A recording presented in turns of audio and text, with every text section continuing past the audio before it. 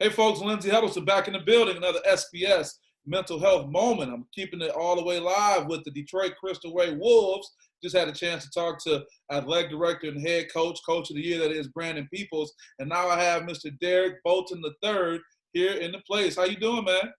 Doing good. How you doing? Good. I see you representing for the Wolves with your jersey on and everything, huh? Yes, sir. That's good, man. That's good. So talk about what this season was like for you guys. And when you share that, be sure to talk about what last season was like, because I know it's been like two different worlds between last season and this season. So tell me about this season for you. This season, we had something real special, and I just feel like that we overcame a lot, and we was looked down upon in the league because we had a rough season last year. With that, the rough season, we had a very terrible record, which we improved a lot. Well, we went from I think we only won 8 games last year to winning 17 and losing 5, which is a real good improvement. And I feel like we grew as a team over the summer, separating ourselves from everyone else, working hard every day from heels to weight room to the gym right after 3 workouts in a day. We just worked real hard.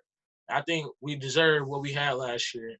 And I was really looking forward to the postseason, but we just, due to the COVID-19, we didn't get to finish. Yeah, I understand, man. That says a lot. So tell me, as a young player, and you're showing a lot of leadership just with how you're presenting yourself right now and representing Detroit Cristo very well.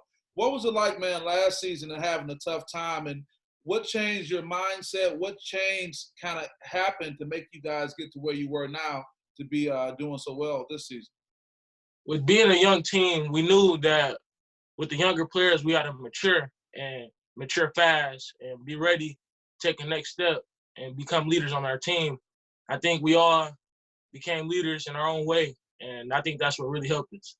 Wow. It's tough, man. It's one thing for your coach, Brandon Peoples, to tell you what you need to do, but did you have to take on a leadership role as well to help your other players come along? And I feel like on the court, that's part of my role, is being a vocal leader and telling other people what to do as well as leading by example. So I think that was a big thing for us this year. Peer pressure has been real since I was in school and people before me, and I'm sure it's real now. How difficult is it to lead by example and to get your peers to go along with what you want them to do?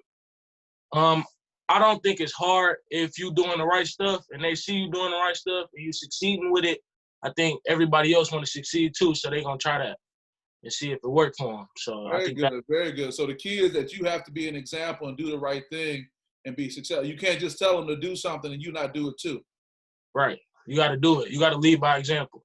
Wow, very good. How do you think that attitude is going to impact you going forward in life off the court? I think that's going to be big for me, being able to lead by example, which will help me in the workforce as well, just making sure I'm on top of my stuff before I could tell somebody else what to do. Very good. We were talking a little while ago before we got on the recording about what you've been doing during this downtime. So tell me, what is it you've been doing with the time you've had on your hands? I've been working out daily, like push-ups, sit-ups, working out on Zoom calls with Coach Toby. I do 3 miles a day with my mom and my uncle and my sister. And then on Saturdays and Sundays, we do 6. So it's just finding ways to stay active and stay focused through the pandemic. Wow, man, I'm really impressed. And I'm not surprised that Coach Peoples has you here representing the team, man. But so clearly you got goals. What are some of the goals you have, not just during this pandemic, but beyond this? My goal is to get a scholarship to a Division I school and play Division I basketball. And that's just always been a dream since I started playing ball. And I think that's really what I want to accomplish. What gives you the confidence to feel that you can achieve it? I believe you can do it, but what gives you the confidence to believe you can achieve it? My support system. I got a nice support system at home, and my coaches, everybody believe in me and think I could do it. So with the support I got, I could do it. A lot of young people are fortunate to have a support system. They have people at home, they have coaches, but sometimes they don't take advantage of it. Why were you keen enough and smart enough to say, let me take advantage of having a support system? I mean, I got a family full of good athletes. Like my big cousin just graduated college, and he went to Division II school on a full route for football. So I think that just with seeing him go and stuff he could have did better, I got to do better and push myself to become one of the best athletes in my family. Wow, man. Wow. Everything you say, man, is just really inspiring. Talk about social media and how social media plays a role for young athletes, good or bad. What do you think? I feel that social media can be positive for young athletes because that's how we get our skills and let colleges see what we can do across. Now, I think that's a good tool, but you have to watch what you do on social media as well because them college coaches can see some of the bad stuff you're doing on social media as well. Yeah. How do you not get pulled into that? Or what, advice can you give other young people of not to get pulled into having things on social media that's a misrepresentation of you? I just say stay focused on your goals and just keep a line drive and keep a main goal in sight.